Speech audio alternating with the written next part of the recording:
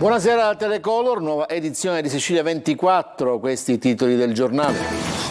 Visita del presidente Schifani e dell'assessore Volo al San Luigi di Catania, operativo il modello di casa di comunità, nuove strutture sociosanitarie e multidisciplinari realizzati con i fondi del PNRR. Dopo il blitz contro il clan di Resuttana, nuovo arresto a Palermo di un boss di Cosa Nostra a capo del mandamento di Tommaso Natale. Era scampato alla guerra di mafia scatenata da Totò Riina. Doveva essere una spedizione punitiva per una banale lite a Catania, 6 arresti per la sparatoria di maggio nel quartiere di Nesima. Nasce inadeguato il depuratore di Acireale dei paesi costieri limitrofi. La denuncia arriva dal direttore dell'area marina protetta Isola dei Ciclopi, che lancia un allarme sul progetto dell'opera. Dice: non depura del tutto le acque. A Taormina Arte va in scena la lirica. Il trittico pucciniano ha inaugurato la stagione in collaborazione con la Fondazione Luciano Pavarotti.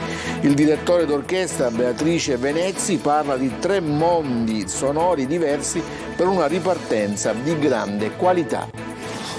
Calcio, Roberto Insigne è un giocatore del Palermo, il nuovo colpo ufficializzato in mattinata. Il campionato dei rosanero comincerà in trasferta a Bari.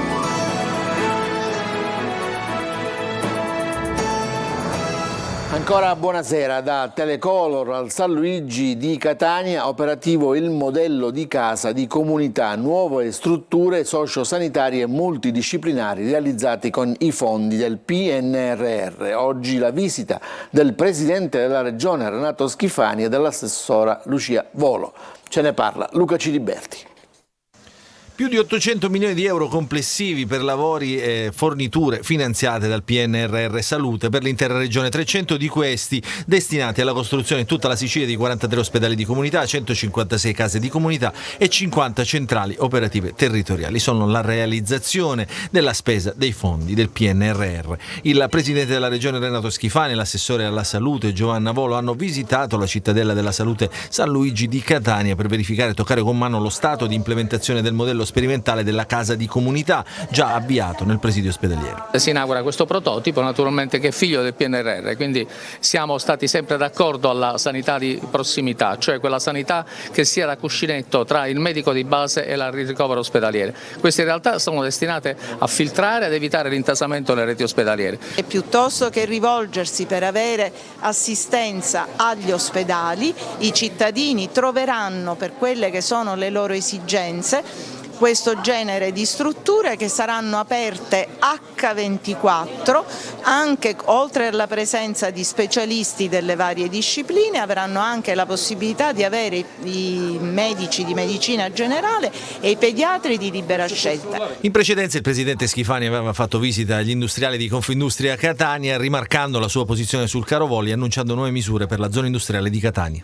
Registro con piacere l'intervento del ministro Urso, spero che si sia ancora in tempo per ridurre i prezzi d'estate. Sono preoccupato sui tempi, però naturalmente tra piuttosto che niente preferisco piuttosto. Non è che magari poi queste compagnie vengono multate anche dall'antitrust e diciamo sobbarcano sui consumatori i costi di queste multe? Le sanzioni fanno parte di una libera democrazia che fissa delle regole da controllare in regime di libero mercato. Se dovessero arrivare noi non è che applaudiremo, prenderemo atto che si è sanzionato un comportamento illegittimo che noi abbiamo denunziato in tutte le parti, anche con un esposto alla Procura della Repubblica di Roma. Adesso la pagina della cronaca, tempi duri per le cosche palermitane dopo il colpo inferto al mandamento mafioso di Resuttana dalla polizia nei giorni scorsi. Oggi tocca ai carabinieri smantellare il mandamento confinante, quello di Tommaso Natale. Al vertice erano tornati i boss di una volta, i figli degli antichi padrini. Ce ne parla Maglio Viola. Non solo mafia, ma anche affari leciti e soprattutto capacità di approfittare dei fondi europei. Il vecchio boss si era modernizzato e si preparava a lanciare un progetto che sarebbe stata una vera e propria truffa con i fondi comunitari. Io conosco una persona, diceva senza sapere di essere intercettato, se facciamo una pratica da 10 milioni anche 8 o 9 possono essere a fondo perduto. È soltanto uno degli aspetti emersi dall'indagine dei carabinieri che ha portato ad 11 arresti, 8 in carcere e 3 ai domiciliari, smantellando la cosca del mandamento di Tommaso Natale. La vecchia mafia era tornata a governare secondo gli inquirenti. Il capo infatti era Michele Michalizzi, 73 anni, il genero dello storico capomafia Rosario Riccobono, uomo della vecchia guardia mafiosa palermitana, uno dei sopravvissuti allo sterminio voluto da Totò Riina all'inizio degli anni '80. Era stato in carcere per 20 anni, poi una puntata a Firenze dopo la scarcerazione. Dopo il ritorno in città nel 2015 le intercettazioni hanno però sorpreso Michalizzi a fare incontri, a gestire affari. Questa notte con lui sono stati arrestati anche il figlio Giuseppe, che ha 42 anni, e altre 9 persone.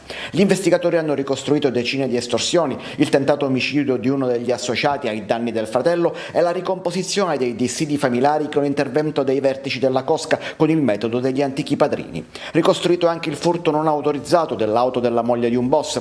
La giustizia di Cosa Nostra è rapida e sommaria, ladri identificati e raggiunti nel giro di poche ore e pestati a sangue. Il boss provava comunque a essere prudente, ma aveva finito per partecipare pure a qualche summit. Più recentemente il clan aveva iniziato a imporre anche l'acquisto di pesce e frutti di mare a molti ristoranti. Una lite è finita a colpi di pistola nel quartiere di Nesima. I fatti risalgono a un mese fa e la ricostruzione è della squadra mobile della questura di Catania. Vi mostriamo le immagini di quello che è avvenuto. Simona Mazzone. È il 27 maggio scorso. 2 persone entrano negli uffici di un'attività di autonoleggio in via Negrelli nel quartiere Nesima a Catania e si avventano contro Giuseppe Micale, che con il padre Rosario gestisce l'attività, il quale aveva avuto un alterco in precedenza con un altro uomo, non destinatario di ordinanza cautelare, in difesa del quale sarebbe intervenuto Salvatore Musumeci. Lo vedete nelle immagini, insieme ad un gruppo di fiancheggiatori. Proprio lui avrebbe sparato ad altezza uomo contro Giuseppe Micale, anche questi in possesso di un'arma ritrovata dalla polizia, mentre il suo complice Giuseppe Balsamo era intento a danneggiare 2 moto esposte. Durante le indagini dell'operazione di polizia denominata Mine Vaganti sono state rinvenute 2 cartucce calibro 7,65 ed occultata sotto un'autovettura parcheggiata nelle vicinanze dell'esercizio commerciale una pistola beretta calibro 9 con matricola a brasa, con il colpo in canna e un caricatore con 4 cartucce. Con l'accusa a vario titolo di tentato omicidio, porto di arma da fuoco e ricettazione sono scattate le misure cautelari nei confronti di 6 persone, oltre a Salvatore Musumeci, detto Turi Amina, per il quale è scattata la custodia cautelare in carcere, ai domiciliari la sorella Sebastiana Musumeci e la nipote Concetta Saitta, alle quali aveva consegnato la sua pistola, ai domiciliari anche Giuseppe, Rosario Micale e Giovanni Balsamo.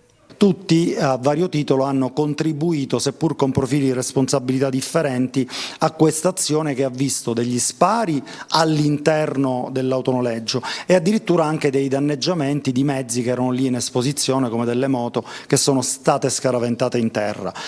È stato grazie alle testimonianze dei presenti e di chi abita in zona, avvalorate dalle immagini della videosorveglianza, che è stato possibile ricostruire la vicenda. Le segnalazioni ci sono state anche numerose, sia degli spari sia naturalmente di quello che avveniva proprio al di fuori dell'autonoleggio, che ci ha permesso peraltro di individuare sotto alcuni veicoli parcati nelle immediate adiacenze dell'esercizio commerciale le armi e le munizioni di cui vi ho poc'anzi detto.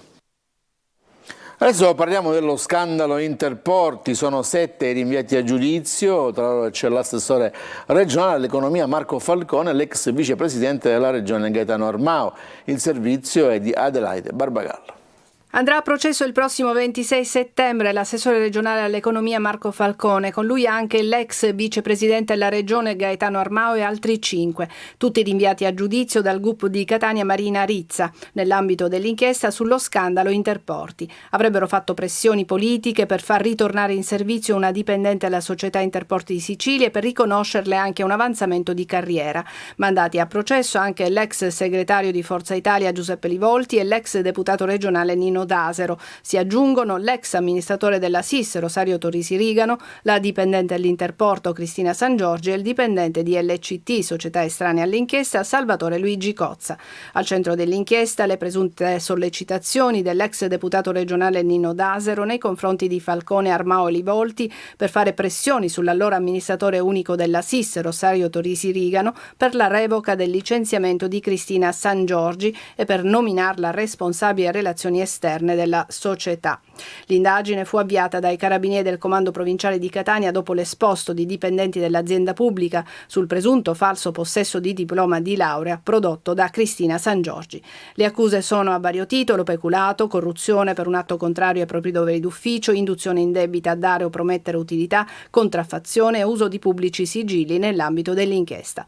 Dalle indagini sarebbe emerso anche un accordo corruttivo tra Torrisi Rigano e l'imprenditore Luigi Cozza, titolare della LCT SPA, grossa società del settore dei trasporti. Secondo l'accusa, Cozza avrebbe assunto la nuora di Torrisi Rigano e promesso vantaggi futuri all'amministratore della SIS.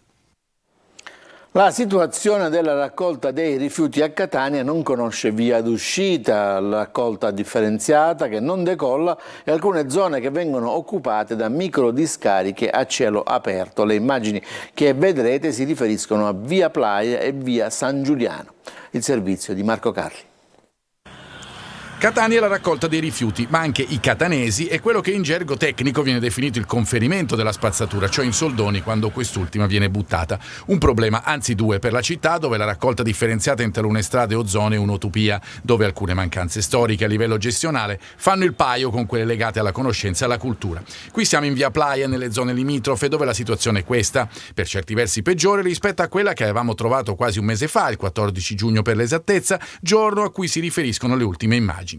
Queste invece sono di qualche ora fa. Il colpo d'occhio purtroppo non muta, vere e proprie discariche a cielo aperto che si ripresentano puntuali con le conseguenze del caso a livello ambientale e di immagine. Zone che vengono ripulite ma che solo qualche giorno o addirittura qualche ora dopo sono piene nuovamente. I cittadini che non utilizzano il sistema della raccolta differenziata, chi magari da fuori Catania viene in città per buttare la spazzatura e le carenze organizzative di chi gestisce o di chi controlla. Difetti di comunicazione si diceva e di cultura. Colpa di tutti, colpa di nessuno, come spesso avviene da noi, ma questa è la situazione che vediamo ripetersi in pieno centro storico come in via di San Giuliano, con spazzatura e materiali inerti lasciati a decoro, se così vogliamo dire, nel salotto della città.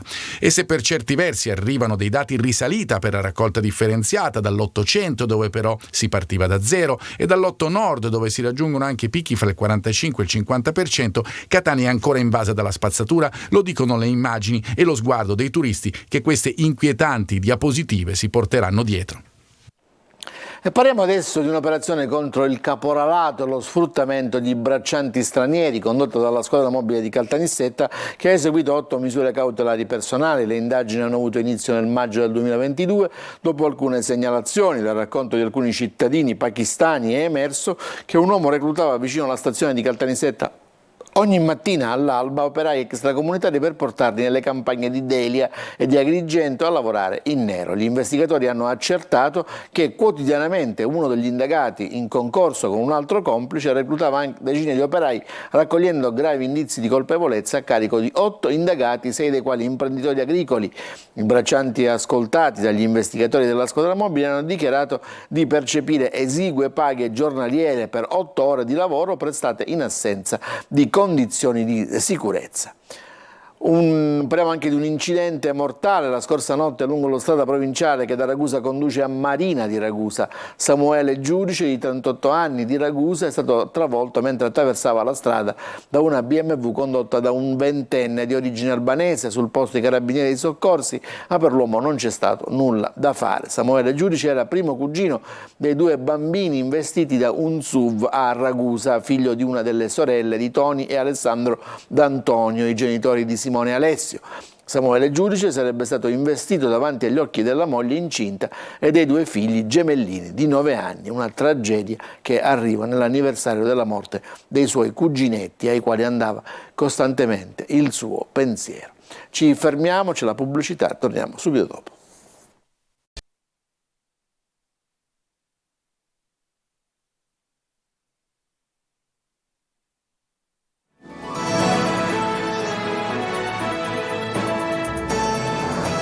Seconda parte del telegiornale, il depuratore di Acireale e dei paesi costieri limitrofi potrebbe nascere già inadeguato. Il direttore dell'area marina protetta Isola dei Ciclopi lancia un allarme sul progetto dell'opera che non terrebbe conto dei giusti parametri per la depurazione e che porterebbe allo sversamento dei liquami in mare. Roberta Lunghi.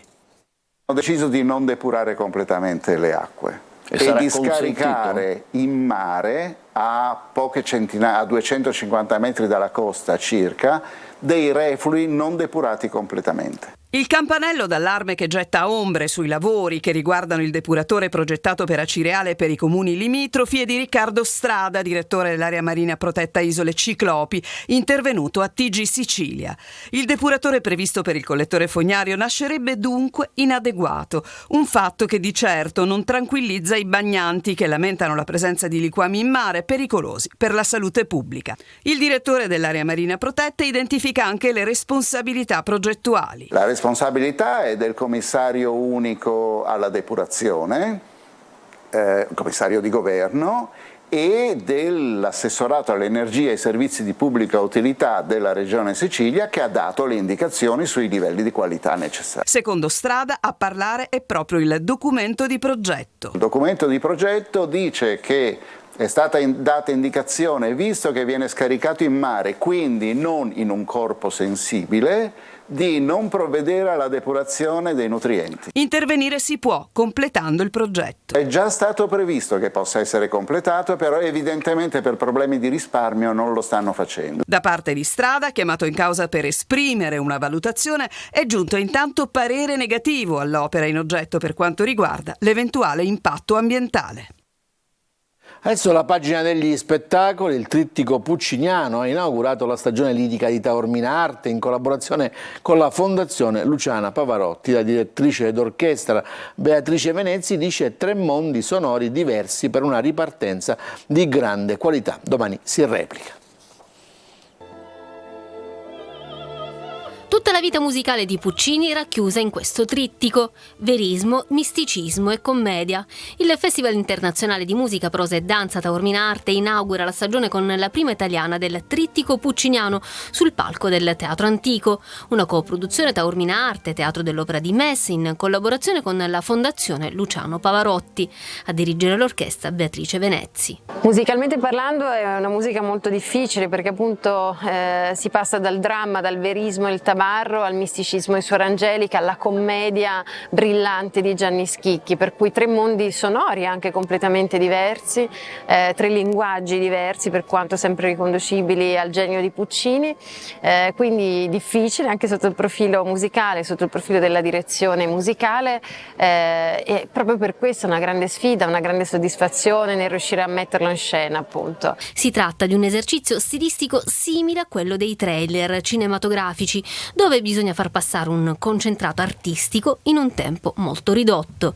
La regia del trittico è firmata Paul-Émilie Fourny. Io l'ho fatto dappertutto il mondo, io l'ho fatto a Macao, io l'ho fatto alla Francia. Io penso che qui è la prima volta che posso fare questo trittico dentro un teatro antico. È la prima volta anche per me di fare questa produzione su il teatro aperto. Ditelo al vostro TG Sicilia e Sicilia 24 vogliono essere ancora più vicini ai telespettatori. Vi invitiamo a segnalarci le cose che notate, quelle belle e anche quelle brutte, che secondo voi meritano denunce o applausi di cui nessuno parla. Scriveteci al 342 745 5005, ci occuperemo delle vostre segnalazioni per H24. Ditelo al vostro TG. Ci fermiamo, c'è ancora la pubblicità, torniamo con il calcio.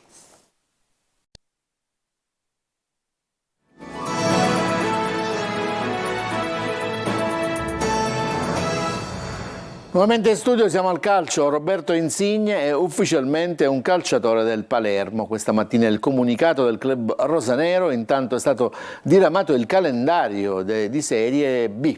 Ce ne parla Marco Gullà. Il Palermo non si ferma più, ufficiale da questa mattina anche l'ingaggio di Roberto Insigne, una trattativa lunga, già virtualmente definita da qualche giorno, ma la fumata bianca è arrivata solo oggi. Insigne è già in ritiro con i suoi nuovi compagni, intanto è stato diramato ieri il calendario di Serie B rosanero, che alla prima giornata se la vedranno fuori casa contro il Bari, poi l'esordio al Barbera è fissato per il 26 agosto contro Brescia o Reggina. Alla terza la formazione di Corini, candidata alla promozione, giocherà fuori casa contro la Reggiana. Si giocherà anche il 23 dicembre e il 26, giorno di Santo Stefano. Dopo la sosta invernale, il campionato di B riprenderà il 13 gennaio. Rosanero al quarto giorno di ritiro in Trentino. Uno dei volti nuovi, Fabio Lucioni, così in sala stampa. L'obiettivo sicuramente è di essere ambiziosi in una società che dal canto suo ha iniziato a spianare la strada, secondo me, già da un paio d'anni, quindi c'è da percorrerla e cercare di essere uniti e dare il massimo quotidianamente, perché poi se vogliamo raggiungere degli obiettivi importanti non dobbiamo solo basarci sulle chiacchiere, ma fare i fatti e pedalare forte. Mercato, stuzzica ancora l'idea Massimo Coda per l'attacco, per il centrocampo invece si torna su Verre. Finito, grazie per l'attenzione a tutti, buona serata.